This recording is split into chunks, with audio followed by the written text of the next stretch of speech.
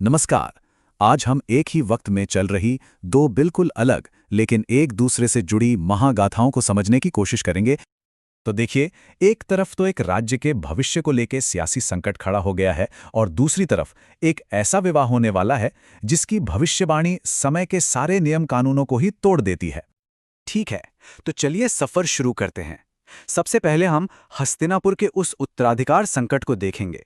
फिर वहां से चलेंगे द्वारिका, एक दिव्य नियति की कहानी सुनने, और आखिर में देखेंगे कि ये दोनों कहानियां आपस में कैसे जुड़ती हैं।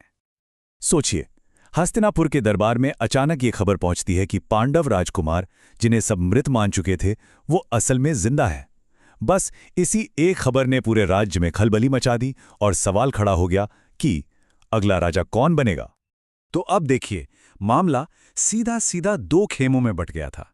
एक तरफ थे दुर्योधन, जिनके पीछे उनके मामा शकुनी का शातिर दिमाग था और कुछ दरबारी थे, और दूसरी तरफ थे युधिष्ठिर, जिनके साथ थे भीष्म जैसे बड़े बुजुर्ग, परंपरा और सबसे बड़ी बात, जनता की आवाज।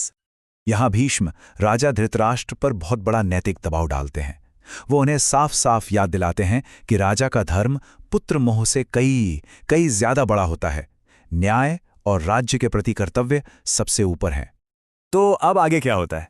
दरबार तो पूरी तरह बढ़ चुका है।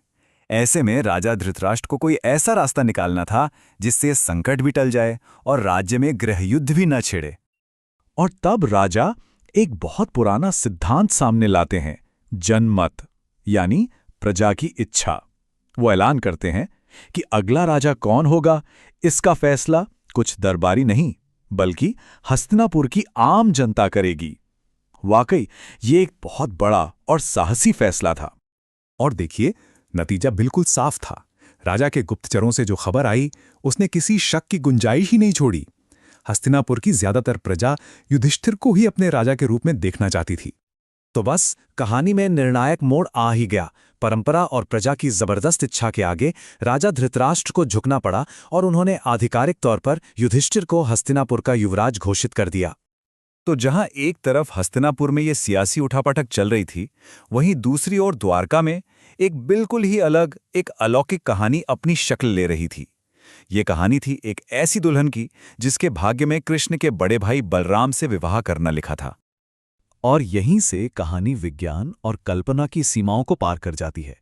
देखिए, ब्रह्मलोक में समय बहुत धीरे चलता है।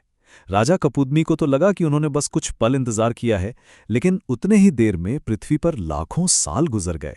3 पूरे के पूरे युग, सत्ययुग, त्रेता युग और द्वापर युग आकर चले गए।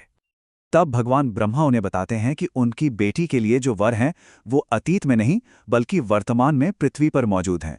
रेवती की नियति में भगवान बलराम से विवाह लिखा है, जो द्वापर युग में उनकी प्रतीक्षा कर रहे हैं। तो ब्रह्मा जी के मार्गदर्शन में राजा ककुदमी अपनी बेटी रेवती के साथ इस अद्भुत नियति को पूरा करने के लिए द्वारिका की ओर निकल पड़ते हैं। लेकिन उनके मिलन में एक आखिरी और बहुत ही अजीब मुश्किल थी।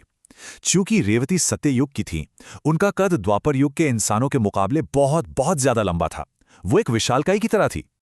और तब बलराम अपनी दिव्य शक्ति का चमत्कार दिखाते हैं। वो अपने हल से रेवती को बस एक स्पर्श करते हैं और जादुई तरीके से रेवती का आकार उस युग के इंसानों जैसा हो जाता है।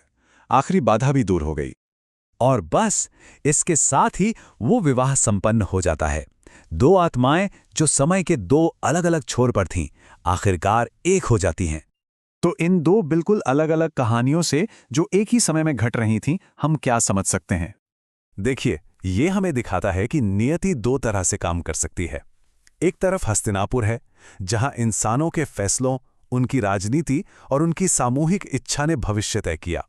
और दूसरी तरफ बलराम और रेवती हैं, जिनका मिलना एक ऐसी दिव्य योजना का हिस्सा था जिसे कोई नहीं बदल सकता था, यहां तक कि समय भी नहीं। और अंत में ये सवाल हमारे मन में रह जाता है कि आखिर ज्यादा ताकतवर क्या है, इंसानों के फैसले या फिर देवताओं द्वारा लिखी गई किस्मत? वो कौन सी शक्ति है जो असल में हमारी दुनिया और हमारी जिंदगी को दिशा देती है?